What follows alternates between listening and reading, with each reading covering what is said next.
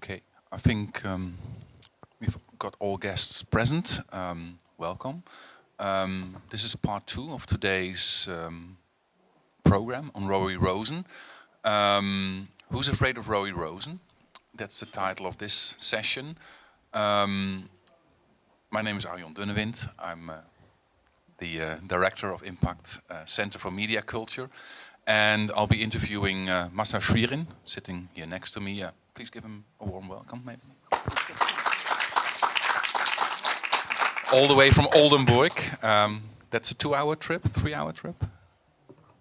4-hour trip. 4-hour trip, so yeah, this applause was in place. We'll be talking about Roee Rosen. There will be 3 central questions in this session, which is the play with persona, the fictitious characters Roee Rosen uses in his work, provocation as a style element in the work of Roee Rosen, and the controversies that his work has been generating. Most of you have been present during the first part of this session, which was the tour through the exhibition. Whatever question this tour might have brought to you, feel free to ask it. I'm sure it's in place. So there is the possibility to ask questions, also related, of course, to what Marcel and I are discussing. Marcel Schwierin, to introduce you. You're the co-director of the Edith-Russ-Haus for Media Art, together with Edith Molnar. This is a center in Oldenburg. Maybe you can just briefly say a little bit about where Oldenburg is. I didn't know before you were working there, and also a bit about what the Edith-Russ-Haus is doing. Yeah, Oldenburg is a smaller university town in the north of Germany. If you look on the map, it's left from Bremen, and it's maybe the first city you hit in Germany, the first bigger city when you come from Groningen, for example, which is also the partner city of Oldenburg. And it's famous especially for its horse race. You know, there's an own horse race, Oldenburg. And the Edith-Russ-Haus is a house specialized on media art, which is quite unique in Germany. We have only 2 houses like this. The one is the very huge ZKM, Center for Media Art, which is in Karlsruhe. And it's a gigantic space. And we have the much smaller Edith-Russ-Haus. We have 300 square meters. And the house goes back on a donation by a woman. She was an art collector, an art journalist, and a teacher. Her name was Edith Russ, and she donated her fortune to the city of Oldenburg to build a house and for the arts. And we host guests there. We have artists in residence, and we make shows, usually about 4 to 5 shows a year. And we know each other since end of 90s, when IMPAKT played your film. I would say end of 90s, but maybe early 90s, mid-95. 95, mid-90s, when we played your film. Instead of pursuing a career as an artist, you became a curator and organizer. And one of the things that you curated was a show on Roee Rosen in 2016. So we think you're the right person with the right expertise to be involved in this program.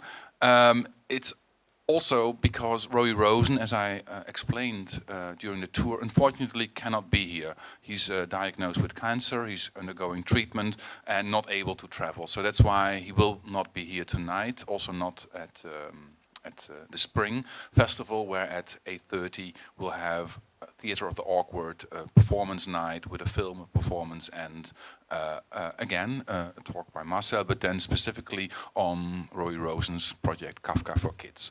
But now, we would like to address a few key questions in the work of Roee Rosen.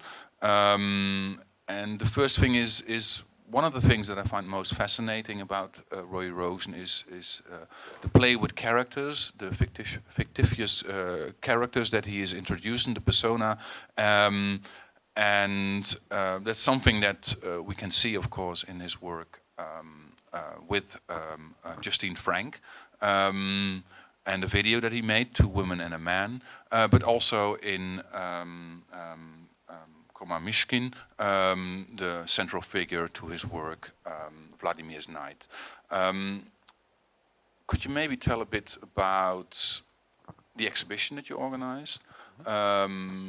what you show there, but also how you look at the personas, the invention of personas, and why Roee Rosen is using that in his work. Yeah, maybe it's important to mention that this exhibition was the very first survey show of Roee Rosen in Germany. It also was one of the first survey shows worldwide. He had some, but not so much, which is a bit astonishable because he's quite an artist with a very explicit position. And he already, the first time he was presented in Germany was in the mid-90s with this project, by the way. We see there Live and Die as Eva Braun. We just see the slides here of these children-like drawings. The project is bigger. And he won, for example, with his film Out, an award at the Venice Film Festival. So he was renowned on the one hand, but on the other hand, also underrepresented compared with other artists, for example, also with other Israeli artists like Omar Fast, for example. And so when we started to work at the Edith-Russ-Haus, we really had the feeling it's necessary to make this first survey show, also with the idea to look at his oeuvre from a German perspective, because his work is very much connected to Germany, of course. And also at the same time, he had his first huge survey show in Israel, in the Tel Aviv Museum, which is a much bigger place than the Edith-Russ-Haus. So we tried to find a very specific angle in our show, which was this relation between Roee Rosen's oeuvre and its reception or in Germany or Germany as such. And there we also come to the different persona Roee is using. I think he's addressing it from two different angles. The one is what I would say is about gender bending, changing the gender. So Roee is often not coming only as a fictitious persona, but he's often coming as a woman. And there is, for example, tonight you will experience Roee Rosen. And he is not only changing his gender, he's inventing completely new artists. And for example, one of these projects was Justine Frank. This was a Belgian surrealist painter that Roee invented. So this painter is completely fictitious. And one idea behind it was that there is or hardly any female surrealists back in this time. So he invented this surrealist, a female painter, and created the whole oeuvre behind. He wrote a novel in the name of Justine Frank, which was called Sweet Sweat, a pornographic novel. And he made all these paintings, and this went on for years. And he was not very clear about this, telling this to the audience, which even led to the one point that a woman came who was completely a researcher. She was completely enthused to have this female surrealist, this unknown female surrealist. And when she did find out that it was a man faking this, she got really upset about it. The other aspect maybe, and this leads also maybe to the core of the exhibition that we did in Oldenburg in Germany, is that Roee works very much about anti-Semitism. So anti-Semitism is an ongoing topic in all his works. And of course, he as a Jew is addressed to this. And what he also didn't reveal in the beginning of his career, but we were also pointing out in the exhibition in Germany, is that he's the son of a Holocaust survivor. And so he lived with these stories. Even his father never spoke about it, but he lived it through. And one aspect of the anti-Semitism, especially the German, the National Socialist anti-Semitism, was to address the Jew in endless forms. And there was always the fear of the Jew that is changing his gender. There was always the Jew as the capitalist, the Jew as the communist, the Jew as the contemporary artist. And so all these personas are also addressed in the oeuvre of Roee Rosen. So I would say there are these are the two main aspects how these different roles are coming into place. And then I think one of the funny things in Two Women and a Man is then that there's again female character invented by Roee Rosen, not only invented but also played by Roee Rosen, Johanna Führer Hasfarim, who comments on how Roee Rosen deals with the appropriation of a female artist. And what can you say? Why is it that he impersonates most of the time female characters, because also it's another imaginary character is Rosa Shabanova, who's part of the book by Maxim Komar-Mishkin and his Vladimir's Nights. Why is he mainly choosing female characters? I think I would say he mainly chose female characters in the beginning of his work, because later he made a major oeuvre which deals again with the fictitious persona Maxim Komar-Mishkin, and this is an invented Russian artist that went to Israel and worked there. I think it has to do a lot with one of the main topics in Roy's work, which is sexuality. And he always combines in a very strong and also provocative way, and in a way that is not easy for everybody to digest, sexuality and violence, for example, sexuality and death. And for him, it was always a kind of a freedom also to change his gender, also in the forms of sexuality. So that he's not addressed to this one identity he has, which is the male identity, like he was born, but he's free to choose other identities. And the other thing is that this insisting of sexuality also has, in my opinion, something to do with this idea of survival. So if you are, like Roy, are under the constant threat of being extincted, at least ideally, a lot of people would like to extinct him and any other Jew from this planet. So sexuality is a way to survive, and insisting on a sexuality is a way to demonstrate your will of life. This is what I would say about this. Yeah. Maybe we can talk a bit more in general about why an artist would choose fictitious persona. What kind of freedom would it allow for an artist? Because I do think one of the things might be creating freedom for you as an artist to state any kind of ideas that you would like, even when they're not your own, but to create a universe of statements where the total of this universe kind of represents your ideas or represents ways in which you would like to direct your audience without individual ideas or ideologies being your own. So it creates, I think, a freedom for the artist. But also, I think it creates some kind of confusion in the spectator, where it's not really clear if a statement that's being made should be perceived as serious, as irony, or cynical, or as a true statement.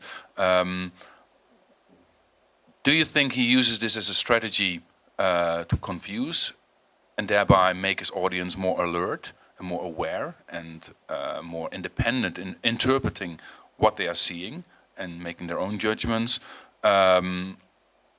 Is that one of his reasons, or maybe is it just that he wants to create some kind of a personal freedom to be able to state whatever he wants without being responsible for an individual statement, but only being responsible for the kind of entire universe that he's creating? That's, of course, a very difficult question to answer. I think, in general, I would say that Roy, like any good artist, is not really trying to make an effect on the audience, but is more trying to do something what for himself is very interesting, hoping that people will follow in this. And I think the first point you said, this idea of freedom, is the most important. Maybe it's also important to mention that Roy studied philosophy, comparative literature. He's one of the best read artists I know, and also when you experience him in person, which unfortunately you cannot do tonight, it's incredible how deep his knowledge is about every character he invents. So it's not just something he does for confusion, but to every character, to every reference in his works, and there are a lot of references, he always has a precise story behind it, he always has a theory behind it. So I think it's much more the idea of the freedom, that you can address very complicated issues And our society is a very complicated issue as such, especially if we come to the terms of violence, of threat, but also of life and sexuality. He is able to see the world from many, many perspectives. He wouldn't have if he would remain in his own identity. Because even as an artist with all the freedom, I think there's still something which binds you. And maybe gender is the one which binds you the most, you know. And to give this up, to open this up, is indeed a kind of freedom. And the words that he lets Joanna Fuhrer-Schwierin say about himself, Roee Rosen as the artist that reflects on Justine Frank, do you think it's kind of making some kind of relativation on his own position? Because what she's saying is very much that he's a typical male artist appropriating the works and the ideas of an under-acknowledged female artist from the early 20th century. Is he using these fictitious characters to comment on himself also? Or should we see it again as some kind of a joke or parody? Or how much of serious self-reflection is in there? How much of confusing the viewer is in there? To be honest, I would say that nothing that I have experienced of Roy is really a joke. And tonight we will also see a piece which is full of jokes and not a single one is working. It's a piece about dysfunctional humor. And so I think it's more the kind of reflection that, in a kind of way, he was foreseeing what exactly happened. He takes the position of a female serialist, but of course he's doing it as a male artist. In a certain way, he's benefiting from this idea. In the moment he's inventing this female artist, he points on this question on the underrepresentation of female artists in the world, putting himself into a better position, you know, in a morally higher position. And he's very sensitive on that, which also has to do with the background the society is coming from, the Israeli society, where of course also people try to put themselves into positions, I mean, they're doing it in every society in the world, by certain moral standards and put themselves on a higher pedestal. And he's destroying the pedestal at the same time, reflecting what he's doing. Okay. Whenever anyone has a question, there you go. Should I bring the microphone, Remco? Probably yes. Yeah. There you go. Thank you. My name is John Larday. I have a question about this artistic styles he used for his different fictitious personas. So, for instance, Mishkin or Justine, you see the work that he creates for them has a certain style. Can you say something about that? What he wants to express with that? Because it looks like it is a style with each fictitious persona. Or do you see that differently? Of course, that's also a possibility. Or do you see that differently? That's again a very tricky question, a very good one. I would say that the first creative act is really creating this persona. And with creating this persona, he's imagining a kind of a history that wasn't. For example, in the case of Justine Frank, it's a female serialist. But of course, everything he paints then are also images that do not exist in serialism in the way they were. So somehow he fills the gap of art history with his own work. And I think the style is then, but this is something that would be really needed to ask himself, and he will think about it because the whole thing tonight is recorded, and he definitely is an artist who will watch this, you know, and think about this. I would say that the style is following this principal idea, the invention of the artist. And in a certain way, he once mentioned that these fictitious artists get a life on their own. So Justine Frank, he worked many, many years on her oeuvre. And at a certain point, he said he lost himself in Justine Frank. So he was in a certain way Justine Frank. And then he also had to let her go because otherwise he wouldn't exist anymore as the artist Roee Rosen. So I think this would be my answer on this. Maybe there's a question. I'll bring the microphone to you.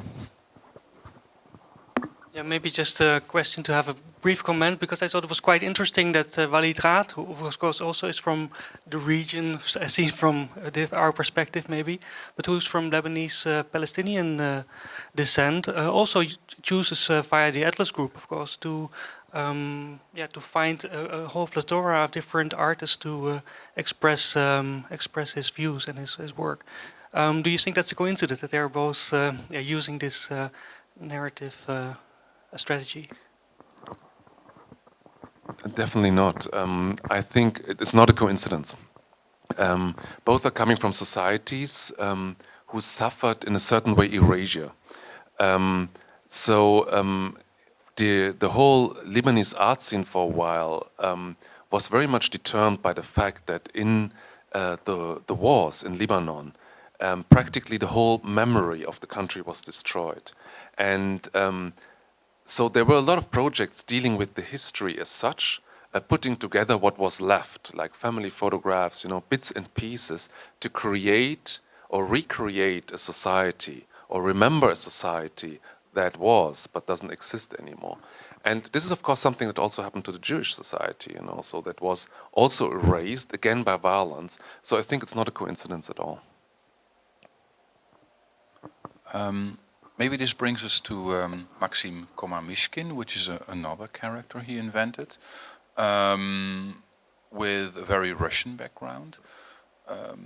Why do you think he chose this character, and why this focus on current Russian politics, which is, I think, together with the current culture and political history, the two main sources for Vladimir's Night, as well as this character, Maxim Komar-Mishkin, who he's like a refugee from Russia, a political refugee, and then invented this imaginary buried alive group. What can you tell about Maxim Komar-Mishkin, and why Roee Rosen wanted to use him to reflect on current Russian politics?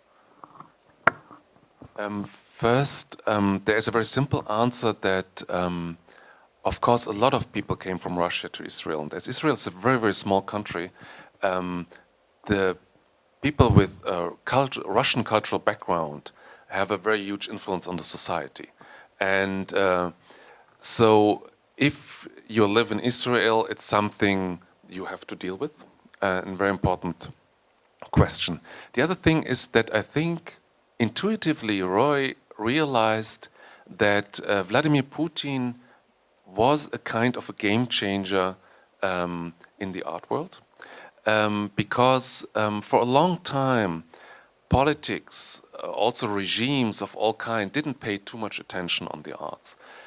So I worked a lot, for example, also in Cairo. I made a film festival there, the Arab Short Film Festival. And under Mubarak, for example, the filmmakers didn't take the censorship very serious. It was there, but I remember filmmakers who said, well, the biggest problem of censorship is the bureaucracy. So if you want to shoot a scene, you have to go to 4 different places and ask permission. So what they did, they invented a technique that they called shoot and run. So when they made even a fiction film, they went with small cameras in the street, shot the scene. There were guards outside, and when they said police is coming, they packed everything and run and go to another place and make the next scene. And this they were telling openly on the festival into a microphone, And when the censors came to check an exhibition, for example, Edith Molnar, my co-director of the Edith-Russ-Haus, she had an institutional, she was the director of the CIC in Cairo, and when the guy came to check on which is for censorship okay and what is not okay, it was always a moment of tension, but everybody knew nothing serious will happen. In the worst case, one work might be removed, but it rarely happened. This changed completely now. Now, nearly in every authoritative system I know, the arts is under high pressure. So those who are in power are now paying a lot of attention towards the arts, which is positive in one way because they take it serious. So it seems that art has an effect on them. But on the other hand, artists are now in danger, curators are now in danger, galleries are now endangered. And I think Putin was one of the very first who started this, you know. So he was really pursuing artists. Pussy Riot, of course, is the best known sample, but there were others, you know, where he started to make a high pressure on artists and a high pressure on civil society. And this is exactly what Roy is investigating in his work, is also the relation of Vladimir Putin on the arts, you know. And for example, in Cairo, just to give this sample, nearly everybody who runs a public art institute was sooner or later arrested by the police and questioned at night, you know. So this is the current situation. And this is nearly every society like this. Putin maybe was one of the first persons who did that. I'm just back from Cairo, and like another example actually, which already happened a while ago, is that this gallery, Townhouse Gallery, is shut down, and as an excuse they say, okay, the fire department doesn't approve your the safety of your building, so we have to shut your gallery down. So either maybe very openly they are censored, or the government, the administration, comes with excuses to limit artists and art institutions in their expression and criticism. But yep. I would also add another thing. Of course, Roy is very, very fascinated by the Soviet art, you know, the informal art, the things that happened also in the Soviet Union, when there was, of course, a high censorship back then.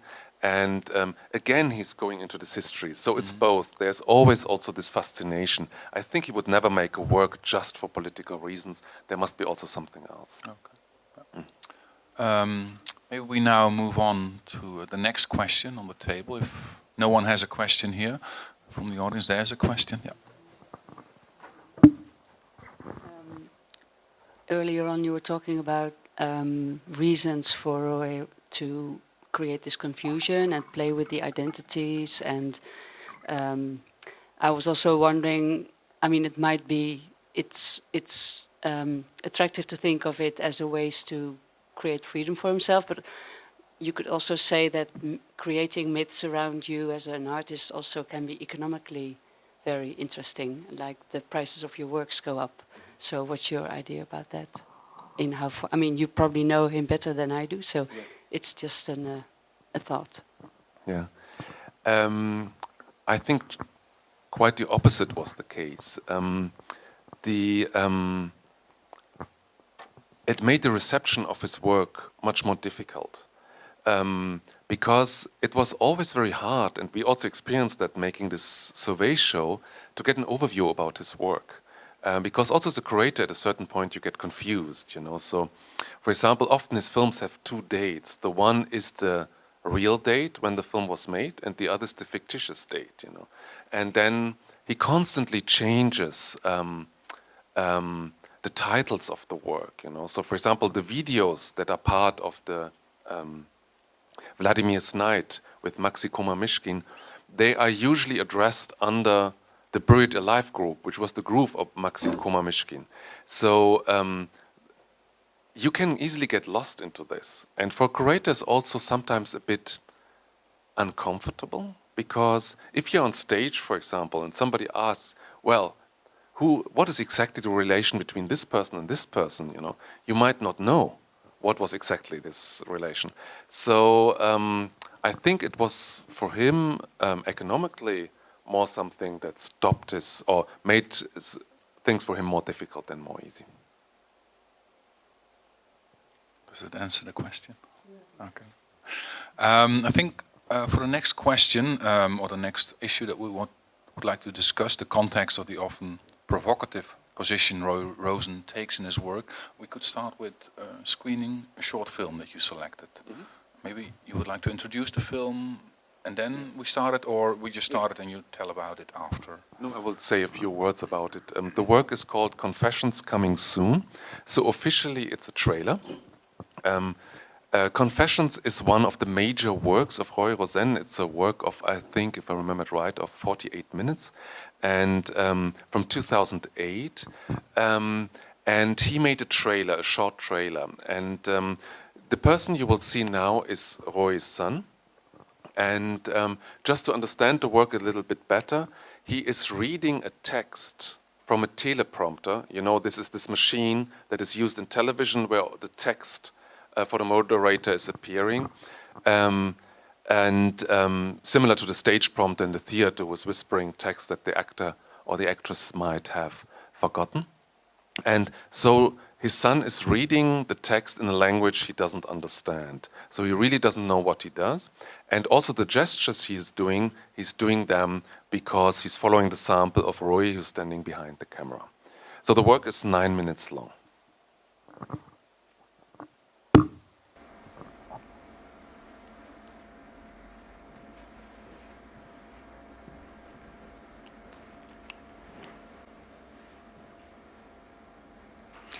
Pay attention, please.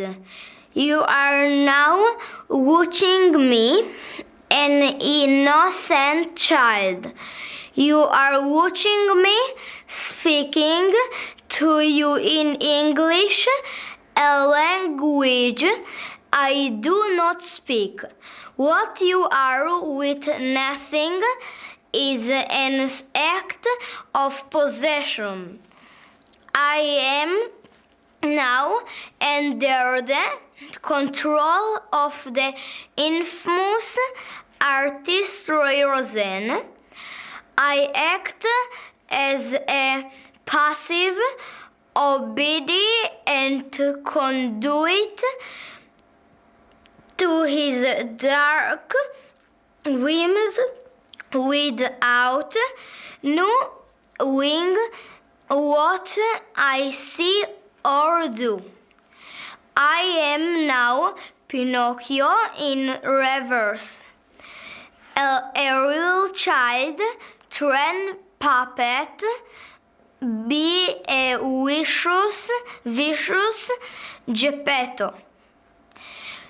To demonstrate the extent of this nasty witch carpet, I will tell you that I am about to raise my right arm in salute, even though I myself don't know it yet.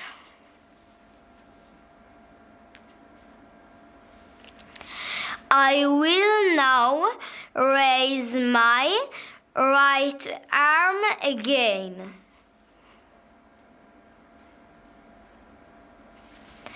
And again.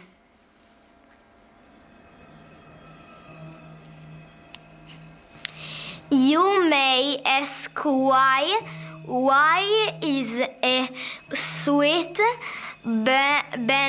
beautiful child being manipulated in such an uncanny way? The answer is both demonic and sinful. So I am being exploited for a commercial.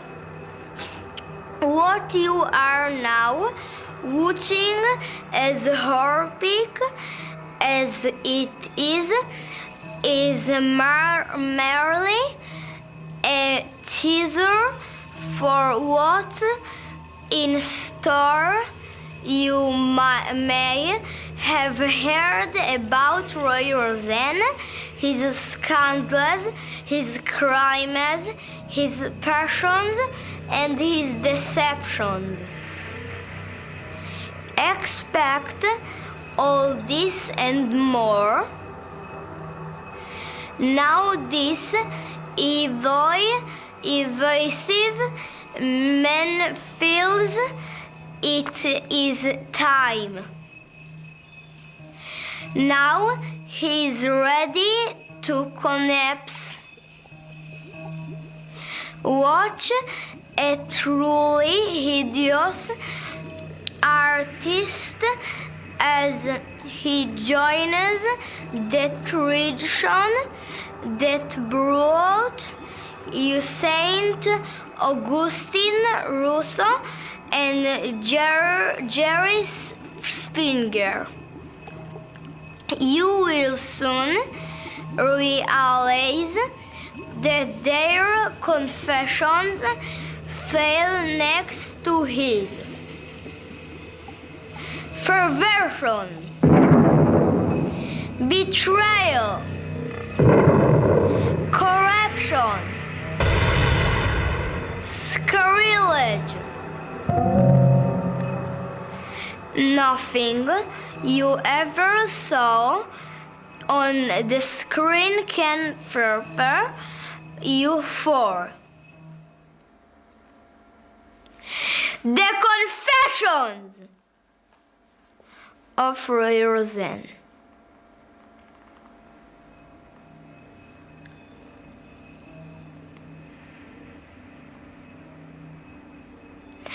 But that is not all for his confessions.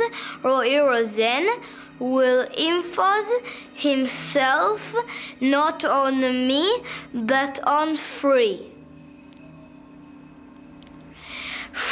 miserable women, foreign workers that will become his effigies.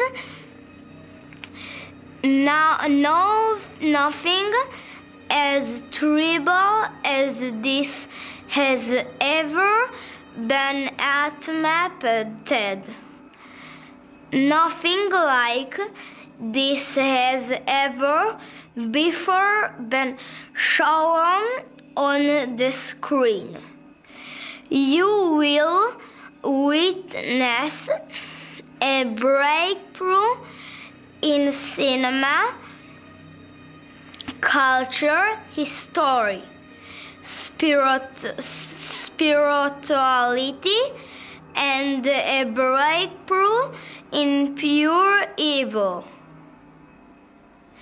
The Confessions of Roee Rosen. The terrible father needs to show his mate one more time on this trailer. I will now be silent for 15 seconds.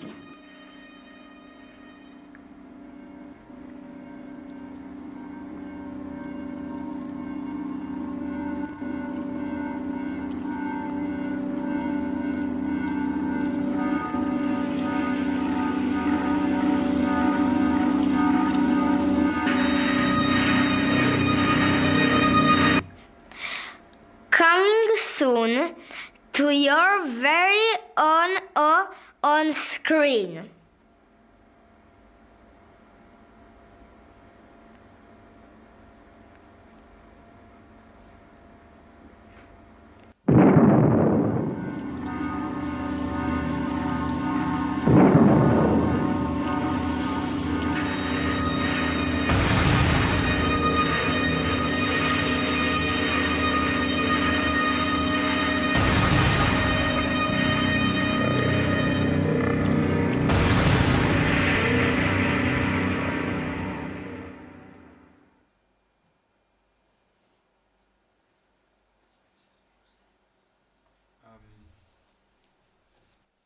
So this is a trailer.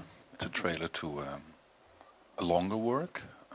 Maybe you can tell a bit more. Like his son already announced what the full work would be about. Maybe you can tell us a bit more about it. What confessions the work consisted about. Yeah, Confessions is a work where Roee Rosen appears again as three persona, but this time not fictitious personas, but real personas, and they're all illegal migrant workers in Israel. So people who have a very, very bad position in society. and they read again a text they don't understand from a teleprompter about Roee Rosen. So it's also a very provocative work. It's a work which where one easily could have the feeling that people are misused in front of camera to express something of the artist. People who have a very precarious situation in the society, but at the same time, he's pointing out on these very precarious situations. Like in nearly every society, legal migrant workers in Israel have really a horrible position there. And I can also maybe say why I chose this work, The Confessions Coming Soon, for this talk, because this was the very first work I saw by Roee.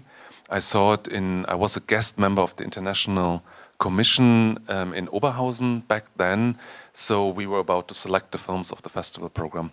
And I remember that I was absolutely shocked seeing this piece. First, I have to mention that the Hitler salute in Germany is forbidden. If you do this on the street, you might be arrested. And to bring your own son to make this Hitler salute in front of the camera while praising his father's work seemed to me really something that I couldn't digest at all. And on the first glance, I think you could have the feeling, yeah, this is something which is just about provocation. He's just crossing several borders to make his work more interesting, in the sense, like somebody here said, maybe to better sell his work. And in fact, it's a selling announcement, what he's doing there. But again, of course, he puts everything open on the table. And going deeper into Roe's work and also in his history, of course, I realized that there's something much deeper behind, which especially when we made this exhibition in the Edith-Russ-Haus in Oldenburg, came for me as a very important aspect up of his work. And this is what I said in the very beginning, that he's the son of a Holocaust survivor, but his father refused to talk about this, which is quite often happening. People don't talk about such a trauma. And what happened that he, as a small child, already started to dream Holocaust dreams. So he was waking up every night somewhere in the woods in Poland, running from National Socialists that tried to kill him. And this is a psychological phenomena, which is very well investigated in Israel, that people who cannot digest the trauma, transferring it to their kids and sometimes even their grandchildren. And they start to live it through. And they start to digest it and work about it. Exactly what happened in the case of Roee Rosen. He's working very much about it. In a certain way, he's symbolically doing the same with his son here. So he is transferring the story to the son who doesn't know what happens to him. So this is the background, I think, of this film. And we called this talk "Who's Afraid of Roee Rosen?" because for a while it was really like this, that curators were afraid of Roee Rosen. They were afraid to show it. I discussed it with many curators, and they said, well, if he's not here to discuss his work himself, can I stand here and defend this work? I don't know all the relations within the work. So this was something which really stopped him, I think, from a lot of displays that were possible. Yeah, actually, even a month ago, I spoke to a curator who says Roee Rosen scares me. Funny.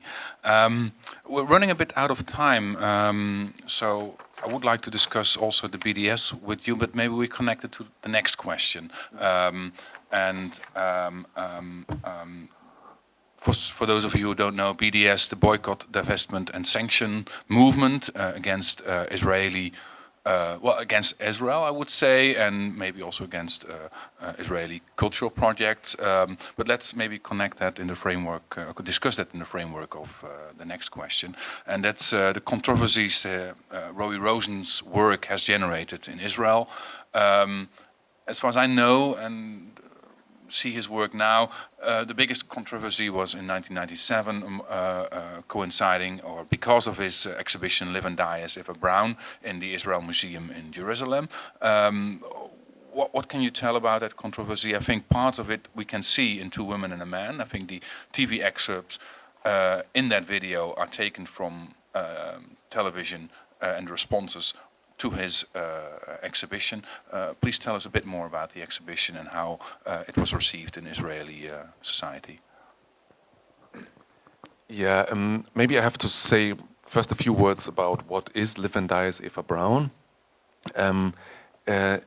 It's you see here some of the drawings he made for this work, and but it's also text that is part of the exhibition display that we cannot show here now, but it's in the book that is also part of this exhibition, and he invites people really to live and die as Eva Braun. So the title of the work is Program. They should go into the perspective of Eva Braun, and the main idea of the text, or the main storyline of the text, is the love of Eva Braun to Adolf Hitler. And he goes into very details of this love, you know, like she describing how the hair of his mustache is tickling her neck and how much she likes this, you know. And it goes into a way that is very uncanny, and you feel very discomfortable reading this. Like discomfort is one of the main ideas of Roy's work always. But at the same time, still he takes the perspective of Eva Braun. And this was in the 90s in Israel an absolute taboo. So what happened is that it was shown in a museum there, and the scene you see, this is a real scene in Two Women and a Man, is that a later Ministry of Culture asked not only that the work is removed out of the museum, but that the work, also the museum, is sanitized after. And this is extremely hardcore, of course, claiming that it's so dirty and so evil that you need a religious practice, you know, to get it out of it. And he said this, and he also pointed out in his TV interview as a Holocaust survivor, you know. So Roy really put his finger into this wound of the Israeli society, which is the Holocaust, but also the use of the Holocaust in the actual society, because of course the narrative of the Holocaust is used to justify also a lot of things that are seriously criticized, not only from abroad, but also within the Israeli society, especially from artists there. In Two Women and a Man, the art critic is also kind of criticizing Roee for being in a much more safe position than Justine Frank, who was really like an outcast, and Roee Rosen still being a bit safe within the progressive left-wing Israeli art scene. So the provocation he's making don't come really with risks. Has the Israeli society changed since then? Has Roee Rosen's work get less provocative? How could you see the development that has happened in his work and in Israeli society since this 1997 exhibition? Have there been any more controversies around his work in Israel? How is his work received now? I think that this exhibition that he had in Tel Aviv, the survey show, where they also made a gigantic catalog, it's even not a catalog, it's a book, in full color, where really his whole oeuvre is represented, his oeuvre up to then, was a changer. And I think it has more to do that a new generation of curators are coming up. Roy was also very respected within the Israeli art society, but like you probably know, the Israeli society is very torn between left wing and right wing, so for the right wing he was a no-go, and I think he still is. But on the other hand, the left wing, which is unfortunately shrinking, you know, like at the moment everywhere in the world, of course he has his position. And I think that let's say the same process that I made seeing his work first, on the first glance, as a pure provocation, and then seeing all the layers behind it. It also has to do with time. The more you go into his work, the more layers you see within his work. And for me, for example, it was very important to read also his text, the scripts of his films, because then you see all the fine details that maybe in the first idea of shock might get lost. And so I think this is what happens in the Israeli society, but also elsewhere. It's not by coincidence that, let's say, the acceptance of Roy's work just happened in the last 2 years. You know, even you were very early in showing him, I remember, yeah. Other questions?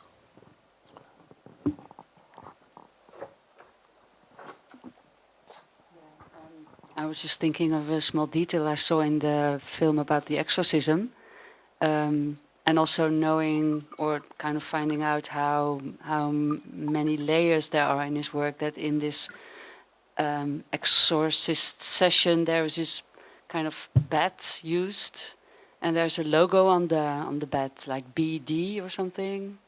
I was also wondering whether you know by any chance if that means something, or is that, I don't know if you know what I mean. It reminds me a bit of like there's also these logos of those Russian oil companies that are in Vladimir Knight's comics and that are explained here, and that's why I was more alert maybe to logos popping up in a film like that. What are the two letters? BD. I'm not sure. Yeah, some BD or DE or something. BD is one letter short of BDS and two letters short of BDSM. I don't know if that's a coincidence. No, I mean, definitely it has maybe to do with this BDSM, but it's I'm not sure about it, you know. So, but for sure they have a meaning. There is, whenever I peek into something and I ask him, there's always a meaning behind every symbol, you know. So, in this way, he has something which is also sometimes appearing, especially in Vladimir's Night. The paintings he did with Vladimir Putin, it has something of a medieval painting also, you know, where everything is representing something else as a symbol, and telling a different story in between the different objects. Who in the audience knows about BDS? Maybe when you've heard about BDS, raise your hand. Which is, I think, a funny thing, because I don't think it's that much of an issue in the Netherlands, and I think we already discussed it. BDS is the movement to respond to Israeli politics, especially, I would say, the politics against the Palestine population and the occupied territories, boycott, divestment, and sanctions, which is has just this week been called an anti-Semitic movement by German Parliament, including the Grünen, the left wing. I think so. It's all along. Were there any parties in German Parliament not agreeing with this judgment? Yeah, well, there were two: the left wing party and the Die very Linke, which is Linke. even more left or conservative left than the Grünen. Yeah. Yeah, and the right-wing party, the AfD, Alternative für Deutschland. They both didn't agree, and some of the Green Party members also didn't sign the petition, but individually. Okay. Or didn't vote for it. Yeah. How? I mean, with an active BDS movement here in the Netherlands, we might have been possible to do this, but we would have been criticized for presenting an Israeli artist.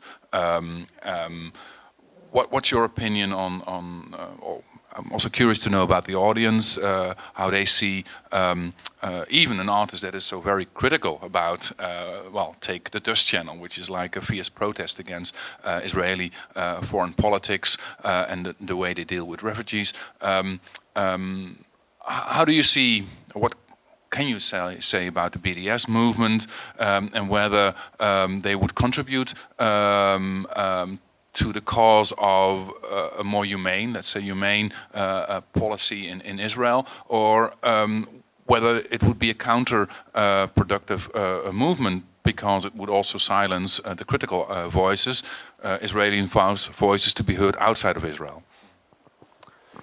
Yeah, I would say that, of course, I understand the principal idea of the BDS movement.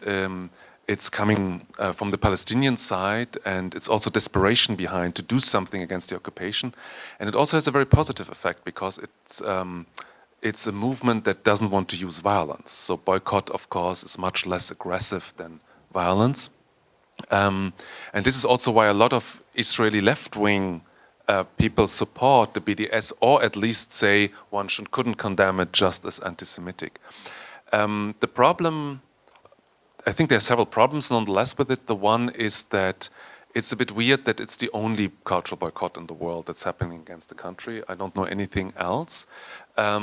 So that this is now against Israel and also, of course, then in a certain way against the Jews is, in my opinion, not a coincidence. And the other question is what a boycott is really doing. And this is, I think, the biggest problem of all boycotts since the world tried to boycott Mussolini back then, is who is affected and who not. And like you say, it's the right wing, the Israeli right wing, doesn't mind if the left wing in the world is boycotting them. But the Israeli left wing, of course, they're hit by this boycott. And so somehow you are, or the BDS try to silence the most important critics of the Israeli government. You know, this is what I would say. So I think at the end of the day, it's counterproductive. Questions? Is it a coincidence that, as far as I know, the German parliament is the first to denounce the BDS movement as anti-Semitic, where, for instance, in a country like England, a lot of the Labour parties would be fully into the movement, and even, I mean, they're now being criticized of being anti-Semitic by their policy against Israel. Does it say anything about maybe some kind of guilt that they're still very much present in German society towards Israel? And maybe at the same time, the British, with giving up the mandate policy, kind of allowing the state of Israel to become a state, but at the same time, well, leaving the Palestinians to find out how they would deal with that situation. What does it say? The positions that, for instance, England, Great Britain, and Germany take towards the BDS, towards their position against Palestine and Israel. What can you say about that? Well, I would say it's exactly like you say, you know, so it's very much determined by the past. And I think this is also important to see. It makes a huge difference who is speaking, you know, who wants to boycott. From the Palestinian side, this is one story where I completely understand. Like you say, in England, I have the feeling that's a lot of this bad conscience of what the British colonialism did there. And the other way, of course, from the German side, it's this feeling that it's impossible that Germans would boycott Israel or Israeli artists, for example, in the context of the German history. And this is for sure the reason why Germany is the first country where the parliament is directly dealing with this. Even also the European Parliament made statements about this. It is 20 minutes past 6. If there are no questions, we could close the session, but before we do that, I would like to point out again the 8:30 performance evening Theater of the Awkward at the Stad Schouwburg in the Blauwe Zaal, part of our collaboration with the Spring Festival.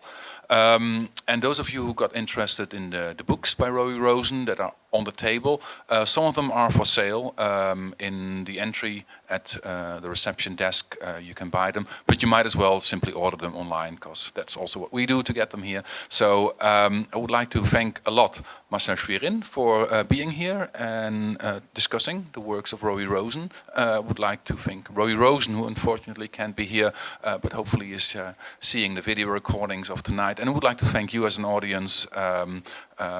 Thank you very much. Thanks.